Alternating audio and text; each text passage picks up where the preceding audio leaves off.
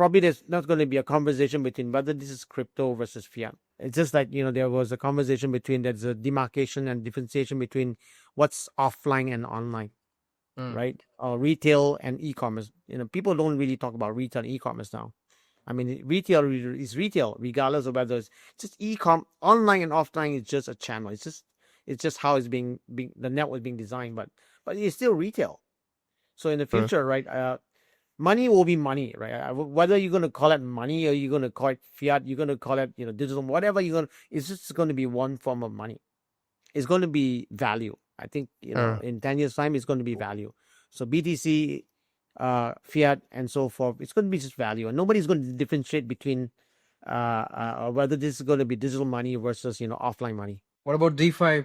My take on DeFi, I think DeFi will complement TradFi. I don't see a world where DeFi will win over TradFi, right? Because TradFi is a highly regulated area, highly regulated, right? But I do believe that, in some of the space within DeFi that works better, right? I think in 10 years from now, right? I mean, now we are we're really in an early stage where everyone is trying something, right? I mean, there are so many blockchain out there. There are so many tokens out there. There are so many narrative out there. And I think in 10 years' time, you probably have maybe one or two major chain.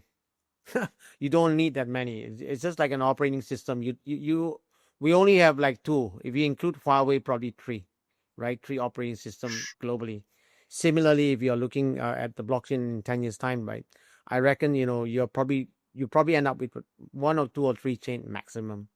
And probably a lot less coin, more mature market. I don't see a fully decentralized world. I don't think that will ever be possible, but I will see a world where it's hybrid. Whatever that works on chain will be on chain. Whatever that sits on the back will always be riding on the traditional network, right? So it won't be a situation like most people would think that it's fully decentralized, because there are a lot of stuff that will not be fully decentralized. And I think it goes back to the same thing, that government and sovereign state will never allow certain things to go fully decentralized. For example, taxation, right? And how you manage a country and so forth.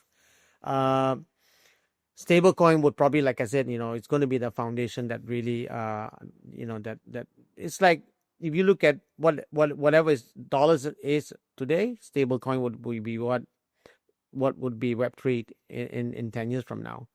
Of course, BTC, again, it's going to be a lot more valuable in terms of price, and they are probably, more mainstream than anything else. I think by then everyone would have some form of holding, of BTC, either on a balance sheet or either that, individual having that in their account. And for government, it's going to sit in their Federal Reserve. So probably there's not going to be a conversation between whether this is crypto versus fiat, right?